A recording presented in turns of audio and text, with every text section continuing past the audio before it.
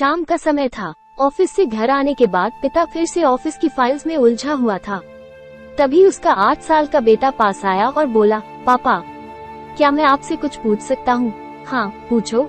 File से नजर हटाए बगैर पिता ने जवाब दिया, आप 1 घंटे में कितना कमा लेते हैं? बेटा ने पूछा। इस अजीब सवाल पर पिता को कुछ गुस्सा आया। उसने जवाब दिया, तुम्हें इससे क्या मतलब? क्यों बेकार के सवाल पूछकर मेरा समय खराब कर रहे हो?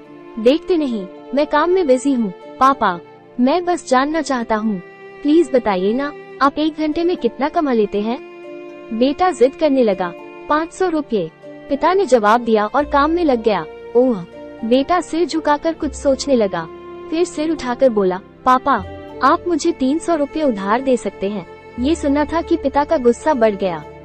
वो बेटे को झिड़कते हुए बोला, अच्छा, तो तुम इसलिए मुझसे मेरी सैलरी पूछ रहे थे?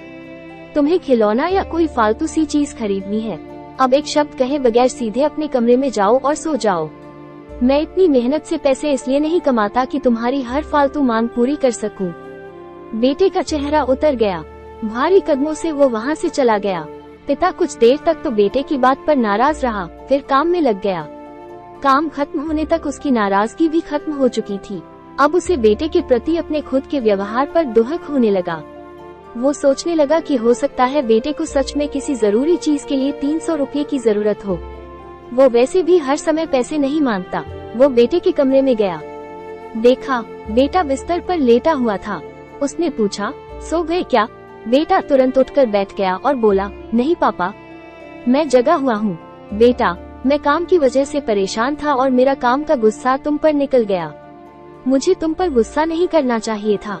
ये लो 300 रुपये, जो उस समय तुम मुझसे मांग रहे थे। पिता बेटे के पास बैठते हुए बोला, थैंक यू पापा। बेटा चहक उठा। 300 रुपये एक तरफ रख उसने अपने तकिए के नीचे दबे कुछ नोट निकाले और उन्हें गिनने लगा। ये देख पिता को फिर से गुस्सा आने लगा। वो गुस्से में बोला, जब तुम्हारे पास पहले से ही पैसे थे तो तुम और पैसे क्यों मांग रहे थे?